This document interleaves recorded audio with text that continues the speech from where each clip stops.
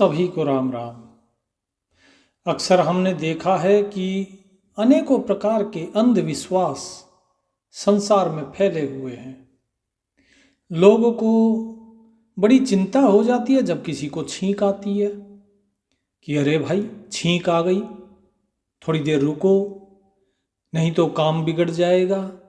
बिल्ली रास्ता काट गई, बोले अरे रुक जाओ नहीं तो काम बिगड़ जाएगा। क्यों भाई, क्या बिल्ली को हक नहीं है क्या रास्ता पार करने का? वो कब तक और किस किस के लिए इंतजार करती रहेगी रास्ता पार करने के लिए? तो पहले तो आप इन चीजों को समझिए कि ऐसा होता क्यों है।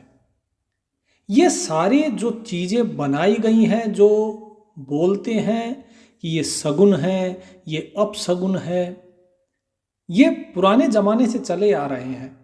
इनके पीछे का भाव क्या है और क्या ये सही है या गलत है? तो इस चीज के बारे में जानकारी होना बहुत जरूरी है। जैसे कि छींक आ जाना। यदि कोई व्यक्ति बाहर जा रहा है और कोई छींक दे, मान लीजिए घर से आप निकल रहे हो और घर से निकलते समय कोई छींक दे, आप किसी अच्छे कार्य के लिए जा रहे हैं, अच्छे क्या किसी भी कार्य के लिए, तो लोग कहते हैं कि भाई थोड़ी देर रुक जाओ, अभी नहीं जाना, थोड़ी देर रुक के जाना। ये किस लिए था? पुराने जमाने में जब इस तरीके से कभी छींक आती थी किसी व्यक्ति को, तो जो जाने वाला व्यक्ति है उसे रोक लिया करते थे। इसलिए रोकते थे ताकि जिस व्यक्ति को छींक आई है, कहीं ऐसा तो नहीं कि वो व्यक्ति बीमार है, कहीं ऐसा तो नहीं कि उसे कोई रोग है या फिर रोग होने वाला हो, तो उसकी जांच के लिए पहले रोका जाता था कि भाई थोड़ी देर रुको, रुक के ही जाना है। लेकिन लोगों को इस चीज का पता था नहीं, इसलिए ये कहावत तो चली आ गई कि छींक आई है तो रुकना है, नहीं तो अशुभ होता है। अशुभ क्यों होता है? मान लीजिए घर से व्यक्ति चला गया, किसी को छींक आई और फिर भी ध्यान नहीं दिया, चला गया, पीछे से उसे बुखार आ गया या कुछ हो गया, तो कौन उत्तरदायी होगा? तो ये सारी चीजें पहले विज्ञान के हिसाब से बोलते थे लोग। समय बदलता गया, लोगों के अज्ञान के कारण लोगों ने ये तो नहीं समझा कि ये बोला किस लिए जा रहा है, लेकिन केवल इतना याद रख लिया कि हाँ ऐसा नहीं करना।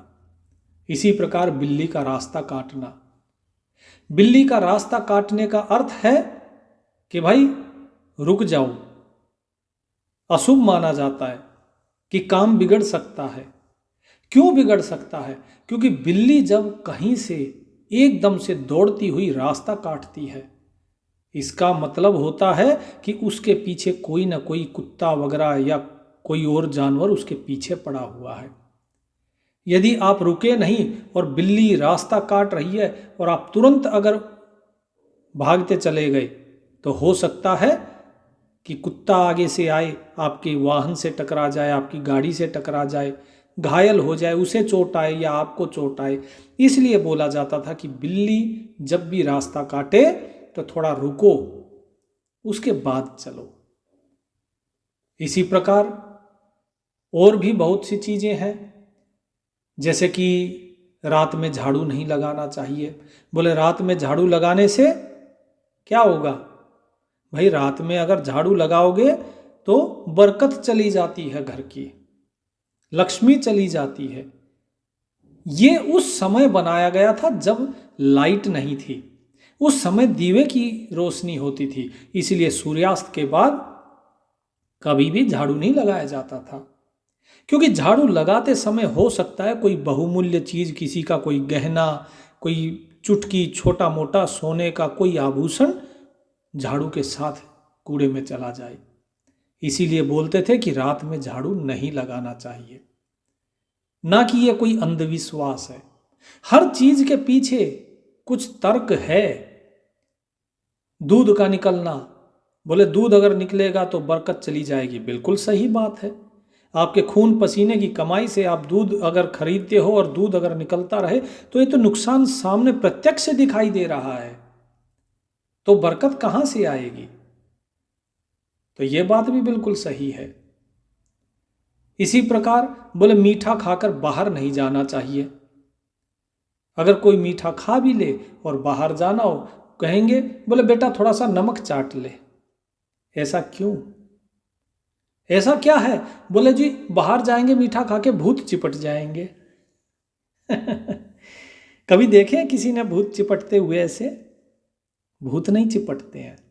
उसके पीछे कारण है। कारण ये है जो मैं बता रहा हूं, अपने आप खुद अनुभव करके देखना।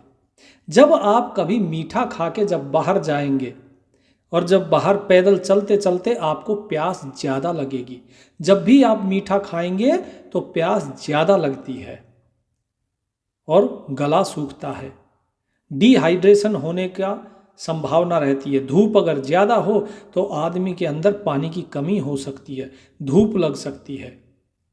इसीलिए हमेशा बोलते हैं कि नमक चाट के जाओ। क्यों?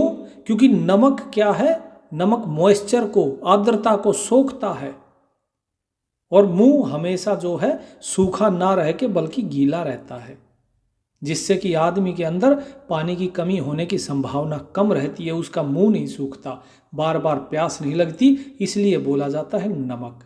आप कभी भी देखिए, नमक को खाली रख के देखिए बाहर खुला, और नमक जो है सीलन आ जाएगी उसके अंदर। ज़्यादा दिन रखेंगे तो वही पानी हो जाएगा, क्योंकि वो नमी को सोखता है।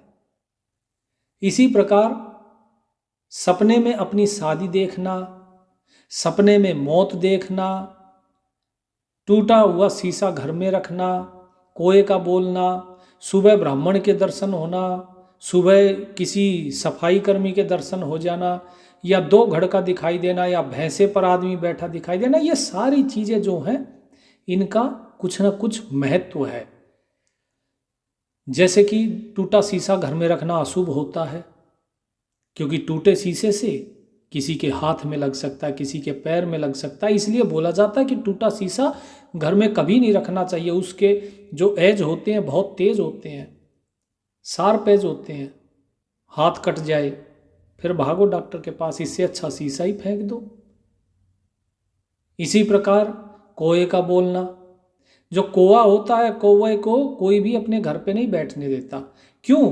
क्योंकि कौवे की वृत्ति होती है मांसाहार की, कौवे की मांसाहारी वृत्ति है, इसीलिए कौवे को अपने घर पे कोई बैठने नहीं देना चाहता।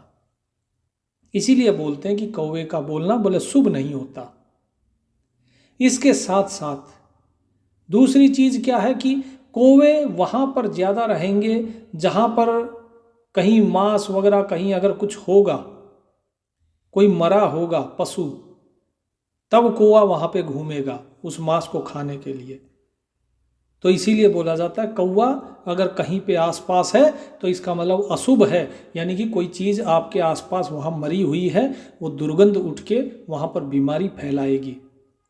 इसीलिए कौवा जब भी बोलता है, अगर बार बार मुंडेर पे आ रहा है आपके और कौवा बोल रहा है, तो समझ लीजिए अपने घर के आसपास थोड़ा देख लीजिए कहीं कुछ है तो नहीं। सांप वगैरह इस तरीके की चीज़ें निकलती हैं, कौवे बोलते हैं, पंछी बोलते हैं। ठीक इसी प्रकार सपने में अपनी शादी देखना बोले अशुभ माना जाता है।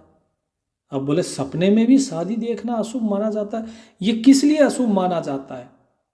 ये आध्यात्मिक दृष्टि से अशुभ माना जाता है, क्योंकि जब कोई व्यक्ति कोई सपना देखता है तो वो सपना प्रतिक्रिया होती है जो उसने आजकल में 2-4 दिन में उसके जो विचार हैं वो विचार ही सपने के रूप में दिखाई देते हैं। यदि कोई व्यक्ति शादी करता हुआ सपने में दिखाई देता है, इसे अशुभ इसलिए मानते हैं कि वो प्रभु के रास्ते से हटकर, ईश्वर के रास्ते से हटकर वो सांसारिक रास्ते में जा रहा है, वो मुक्ति की राह को छोड़ रहा है। इसीलिए इसे अशुभ बताया गया है।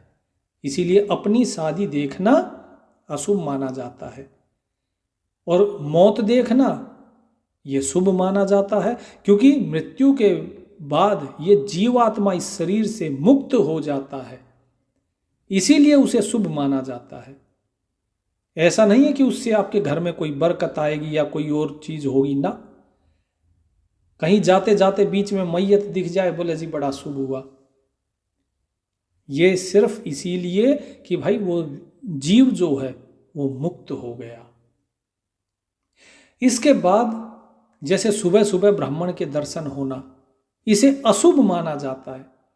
क्यों अशुभ माना जाता है? वो इसलिए क्योंकि पुराने समय में ब्राह्मण जब भी दिखाई देते थे तो जी इनके चरण छुओ, उनको दान दक्षिणा देनी पड़ती थी। बोला भाई दान दक्षिणा जाएगी तो अपने घर से तो खर्चा हो गया, तो इसीलिए बोलते थे सुबह सुबह ब्राह्मण के दर्शन नहीं होने चाहिए, नहीं तो घर से कुछ ना कुछ दान दक्षिणा देनी पड़ेगी, इसलिए अशुभ कहते थे। और इसके पीछे कोई कारण नहीं है। सफाई कर्मी दिखना शुभ होता था क्योंकि सुबह सुबह सफाई हो जाती है। बोले भाई सारी गंदगी साफ हो गई सुबह सुबह, तो इसीलिए जो है बड़ा शुभ माना जाता है। सफाई कर्मी सफाई करता हुआ दिखता है सुबह सुबह। तो इसी प्रकार सुबह सुबह अगर कोई दो घड़ दिखती है, दो घड़ अर्थात जो पनिहारी पानी भर के लाती है, एक मटकी के ऊपर दूसरी मटकी, अगर इस तरीके का अगर दिखता है तो ये बहुत अच्छी बात है कि सुबह सुबह ताज़ा पानी घर पे आता है। पानी ताज़ा रहेगा, भोजन ताज़ा पानी में पकेगा, लोगों के विचार शुद्ध रहेंगे, लोग तरोताज़ा रहेंगे। इसीलिए ये दो घड़ दिखना ये शुभ माना जाता है। ऐसे ही भैंस या भैंसे के ऊपर आदमी बैठा हुआ दिखना अशुभ माना जाता है, क्योंकि किसी जीव के ऊपर आप सवारी कर रहे हैं, खासकर वो जीव जो पालतू है, जो उस काम के लिए नहीं बना है, उसे कष्ट आप दे रहे हैं तो उसके बदले में आपको उस कर्म का कर्मफल भोगना होगा, इसीलिए उसे अशुभ माना जाता है। तो इन सारी चीज़ों का निचोड़ यही है कि ये सारी चीज़ें जो बनाई गई थी, ऐसा नहीं है भयभीत करने के लिए, ये इसलिए बनाई गई थी ताकि लोग सही रास्ते पर चले, सदाचार के रास्ते और प्रेम भाव के रास्ते पर चलें, जीवों के प्रति दया रखें। गोस्वामी तुलसीदास जी कहते हैं, दया धर्म का मूल है, पाप मूल अभिमान, तुलसी दया न छोड़िए जब लग घट में प्राण। कि ये दया ही धर्म का मूल है और अभिमान ये पाप की जड़ है। इसीलिए दया को कभी नहीं छोड़ना चाहिए, हमेशा दया की रस्सी पकड़ के रखिए। तो ये सारी जो चीज़ें बताई, इसी प्रकार और भी यदि आपके आसपास में ऐसा है, आप कुछ और भी जानते हैं, तो वो सारी चीज़ों के पीछे कुछ ना कुछ कारण है। ऐसा नहीं है कि उससे शुभ अशुभ कुछ और होगा, उसके पीछे के कारण को जानिए। कोई भी आपसे कुछ भी कहता है, आजकल बहुत प्रकार के अंधविश्वास चल रहे हैं, उसके पीछे का भेद जानिए कि इसके पीछे भेद क्या है। यदि कोई तर्क संगत भेद नहीं है उसके पीछे, तो उसे मत मानिए, वो अंधविश्वास है। लेकिन जिस चीज को आप देखते हैं कि हाँ इसके पीछे कोई भेद है, तर्क संगत अगर वो है, जो कि विज्ञान द्वारा प्रमाणित है, अध्यात्म द्वारा प्रमाणित है, केवल उसी को मानिए, तो आपका भी कल्याण होगा और आप सही मार्ग पे चलेंगे और अपने बच्चों को भी सही मार्ग दिखा सकते हैं। अन्यथा इस अंधविश्वास के कारण लोग आपको ठग सकते हैं। उम्मीद करता हूँ आपको जो बातें बताई हैं वो अच्छी लगी होंगी। सत साहेब।